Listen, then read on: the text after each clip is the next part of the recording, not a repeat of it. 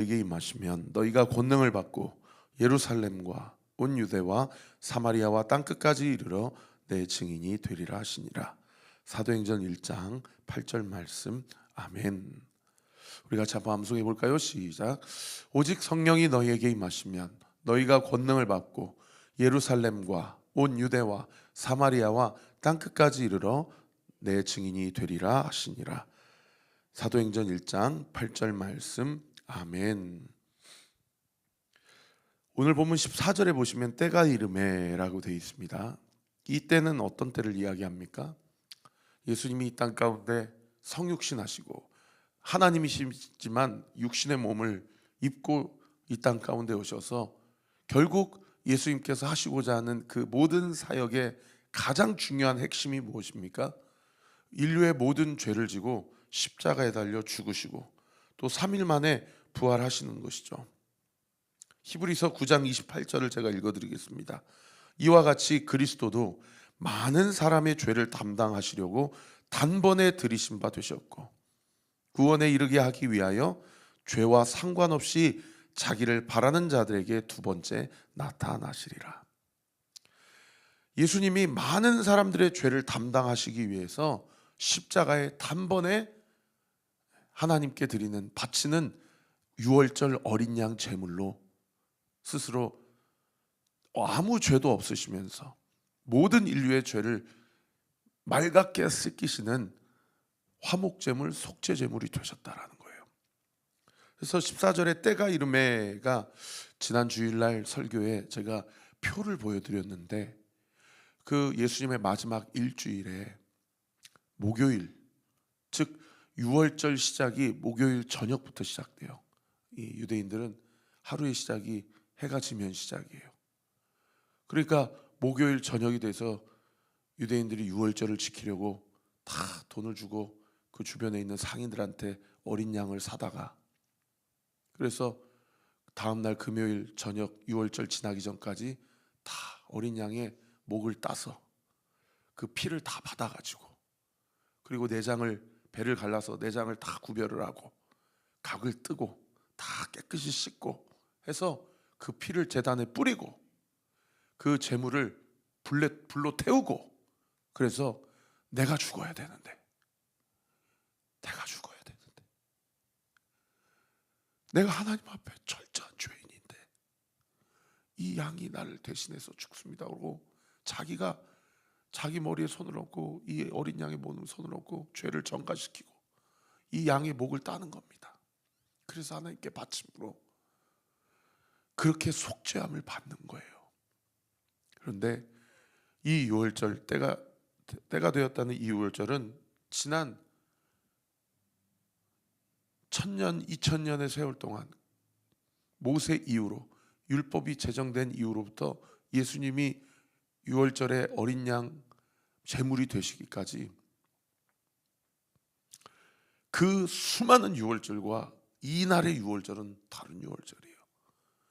이날에 예수님께서 제물로 하나님께 바쳐짐으로 하나님과 우리를 가로막고 있는 성소의 휘장이 위에서 아래로 확 찢어지면서 이제 누구든지 예수의 이름으로 예수의 보혈로 이제는 거치는 거 없이 죄인된 신분이 아니라 의인된 신분으로 그 예수의 피가 나를 깨끗게 하시고 나를 정결하게 하셨다라는 그 믿음을 가지고 주님 앞에 나아가면 누구든지 하나님 앞에 거침없이 걸림돌 없이 나아갈 수 있는 그 세기를 여신 것입니다. 여러분 아멘이십니까? 그래서 그때가 이르매라는 때는 목요일 밤 유월절 시작이 되었고 이제 예수님이 친히 나를 위하여 모든 사람들을 위하여 내가 화목제물 속죄제물로 어린 양이 되시겠다라는 그때를 이야기해요.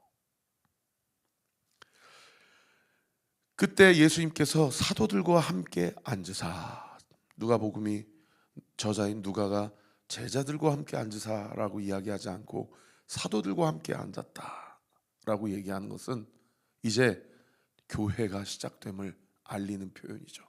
이제 이 12사도를 통하여 각 곳곳에 교회가 세워지고 이제 회당이 아니라 교회로 대체가 돼서 이제 예수의 보혈의 피를 의지하여 주님 앞에 나아가 예배드리는 모든 성도들을 당신의 자녀로 삼으시고 의롭다고 칭해 주실 것을 예표하는 그런 직분 아닙니까? 또한 내가 너희를 떠나는 것이 너희에게 유익이다. 내가 가야 너희에게 약속하신 성령이 너희에게 찾아올 것이다. 여러분, 오늘 이 아침에도 우리가 예수의 보혈을 의지하여 주님 앞에 말씀과 기도로 나아갈 때에 성령 하나님께서 이미 우리 가운데 내주하시고 우리의 마음과 생각을 붙잡아 주시고 오늘 하루의 모든 일정도 주님이 나와 함께 하시는 줄 믿으시기를 우리 구주 예수 그리스도 이름으로 축원합니다. 그래서 사모해요. 하나님, 우리 사랑하는 성도들 성령 충만하게 해주세요. 여러분, 성령 충만하다는 것은 인격과 내면과 신앙과 삶의 이유와 목적이 달라지는 겁니다. 사랑과 희락과 화평과 오래 참음과 자비와 양선과 충성과 온유와 절제의 삶으로 내 기질, 내 혈기, 내 성품 다 예수의 성품으로 뒤집어지는 것을 성령 세례, 성령 충만이라고 얘기해요. 그런가 하면 성령이 임재하면 능력이 나타나는 줄 믿습니다. 너희가 내가 하는 일도 할 것이요 나보다 더한 일도 할 것이다. 할렐루야. 그래서 우리 기도해요. 우리 온리교회 성령의 역사가 일어나게 하여 주옵소서.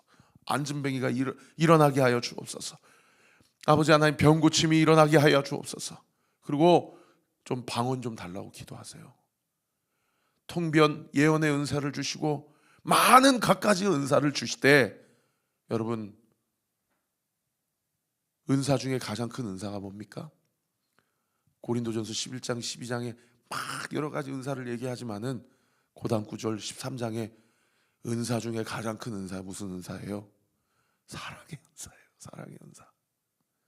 사랑함으로 남편을 책임지고 아내를 책임지고 배우자를 책임지고 자녀를 책임지고 부모를 책임지고 사랑함으로 우리 자신이 작은 예수가 되어서 한 알에 썩어져가는 미랄이 되면 여러분, 그 가정에, 그 인생에, 우리 교회, 이 나라 이 민족에 많은 열매를 맺는 줄 믿으시기를 예수님의 이름으로 축원합니다. 그 사랑함이 예수님의 이 십자가의 사역의 원천이 되어서 예수님도 19절에 보세요. 떡을 가져서 감사 기도를 하시고 떼어 그들에게 주시며 이르시되 이것은 너희를 위하여 주는 몸이라. 너희가 이를 행하여 나를 기념하라.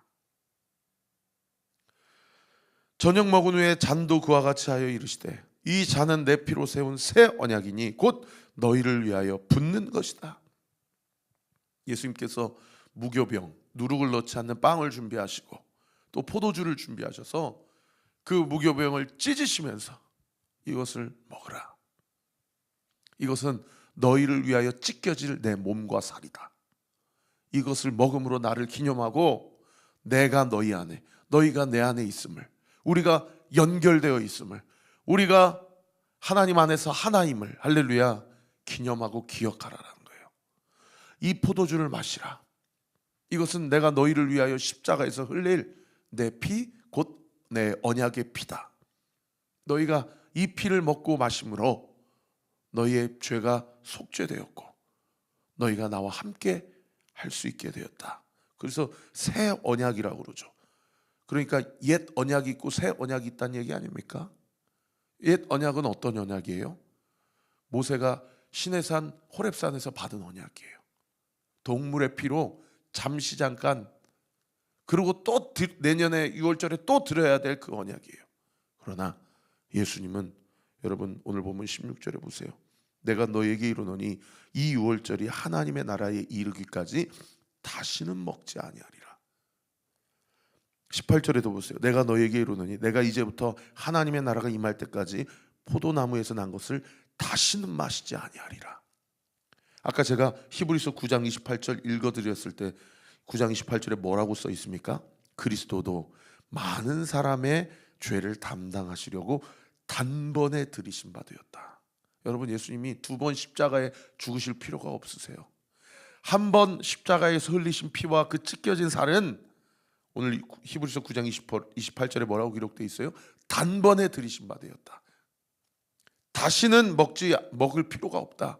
실제로 이 예수님의 최후의 만찬의 식사가 이 땅에서의 마지막 식사셨어요. 여러분, 예수님은 영단번에 한 번에 우리의 모든 죄와 과거에 지은 죄, 지금도 짓고 있는 죄, 앞으로도 지을 모든 죄를 다 해결하신 우리의 유일한 메시아 되시는 분, 우리의 유일한 주인 되시고 우리의 유일한 왕이시며 유일한 대제사장이시오 유일한 선지자이심을 믿으시기를 우리 구주 예수 그리스도 이름으로 축원합니다. 그래서 이 최후의 만찬을 예수님이 15절에 보세요. 얼마나 원하셨냐면 이르시되 내가 고난을 받기 전에 너희와 함께 이 유월절 먹기를 원하고 원하였노라. 보통 성경에 2번 강조하는 것은 간절히 원하신 거예요. 그래서 다른 번역 성경에 간절히 바래왔다, 얼마나 원하고 바라했는지 모른다, 이렇게 번역하고 있어요. 예수님이 우리를 위하여 십자가에 달려 죽으시고 부활하실 그때를 얼마나 간절히 원하고 바랬는지 몰라요.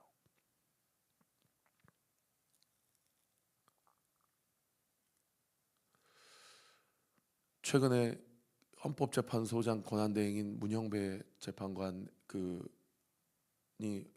경남 하동군에서 태어나서 가난한 농부와 가정의 장남인데 찢어지게 가난하니까 학비가 없어서 공부를 잘해도 소망이 없는 삶을 살다가 김장하 선생님이라는 분을 만나가지고 그분이 경남의 한 고등학교 설립자고 한약사이신데 내가 이렇게 아프고 병든 사람들 위해서 고쳐주다가 돈 벌었는데 저렇게 아프고 병든 사람들한테 받은 이 돈을 함부로 쓸 수 있겠냐, 나 이 돈 다 사회에 환원하고 돈 없는 자들을 위해서 이 돈을 써야 되겠다.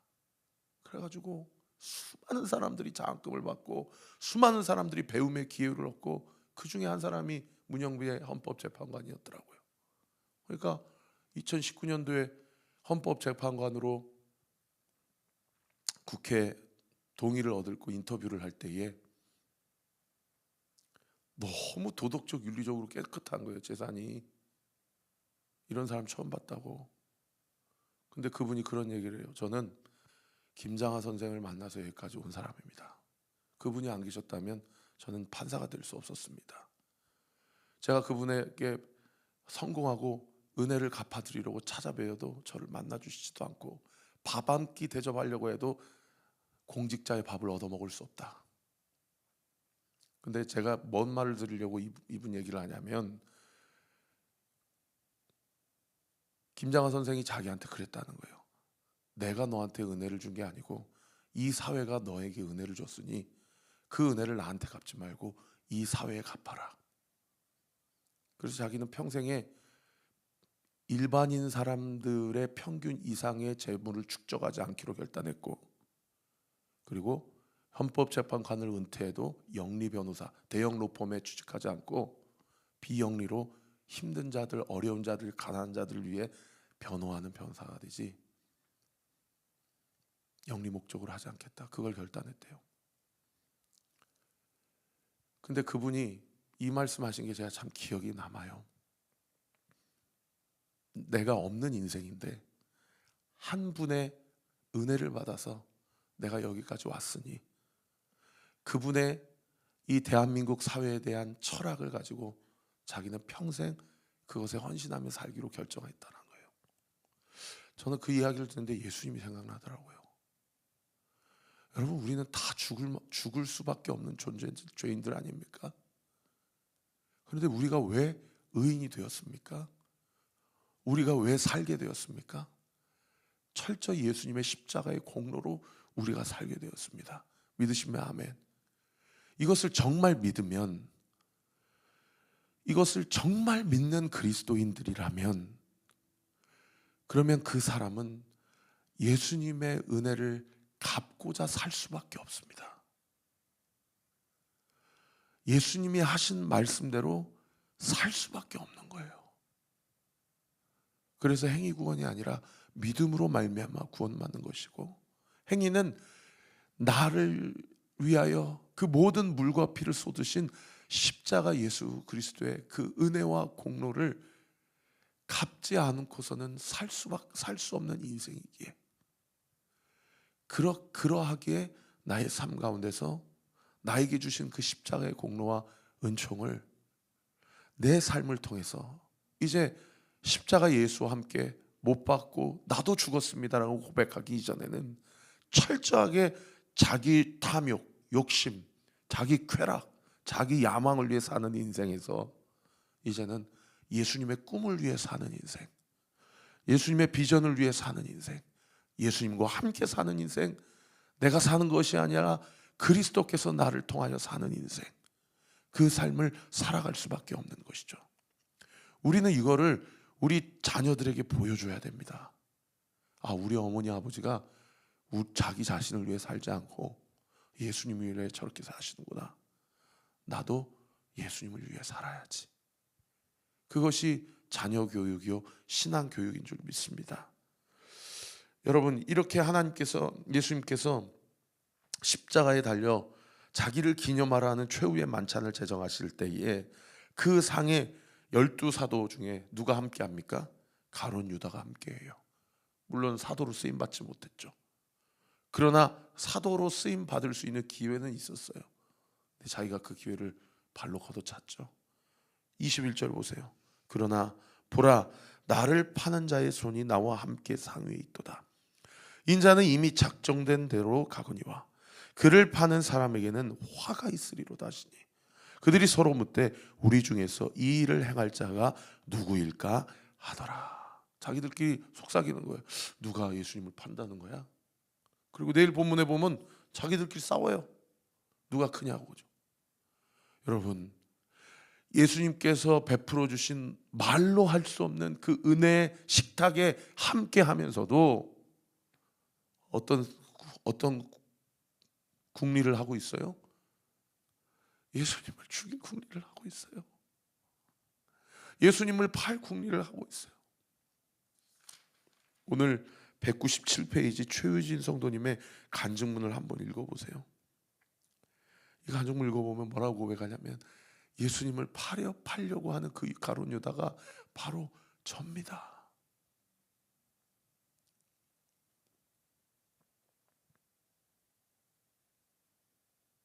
사랑하는 배우자를 배신하고 자녀들을 배신하고 사랑하는 교회를 배신하고 사랑하는 주님을 배신하는 날마다 주님을 배반하며 사는 자가 바로 접니다.